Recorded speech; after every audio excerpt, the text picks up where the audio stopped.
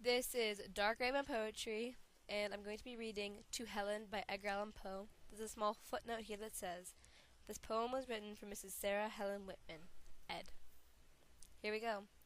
I saw thee once only, years ago. I must not say how many, but not many. It was a July midnight, and from out a full-orbed moon that, like thine own soul soaring, sought a precipitate pathway up to heaven. There fell a silvery silken veil of light, with quietude and sultriness and slumber, upon the upturned faces of a thousand roses that grew in an enchanted garden. There no wind dared stir, unless on tiptoe, fell on the upturned faces of these roses, that gave out in return for the love light, their odorous souls in ecstatic death, fell upon the upturned faces of these roses, that smiled and died this parterre, enchanted by thee, and by the poetry of thy presence. Clad all in white upon a violet bank, I saw thee half reclining, while the moon fell on the upturned faces of the roses, and on thine own, upturned, alas, in sorrow. Was it not fate that, on this July midnight, was it not fate, whose name is also sorrow, that bade me pause before the garden gate, to breathe the incense of those slumbering roses? No footsteps stirred, the hated world all slept, save only thee and me. O heaven, O God, how my heart beats in coupling those two words.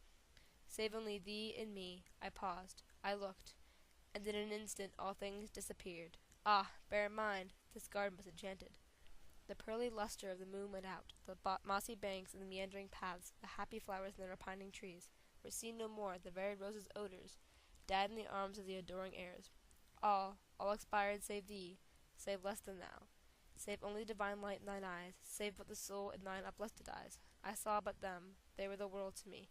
I saw but them, saw only them for hours, saw only them until the moon went down. What wild heart histories seemed to lie unwritten upon those crystalline celestial spheres! How dark a woe, yet how sublime a hope!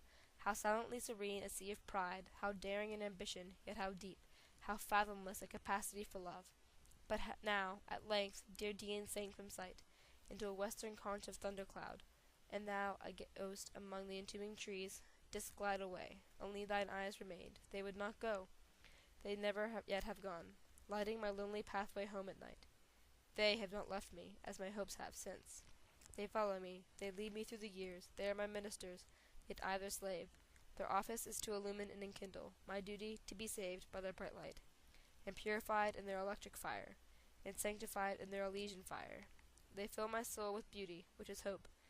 And far up in heaven, the stars I kneel in the sad, silent watches of my night, while even in the meridian glare of day, I still see them, two sweetly scintillant Venuses, unextinguished by the sun.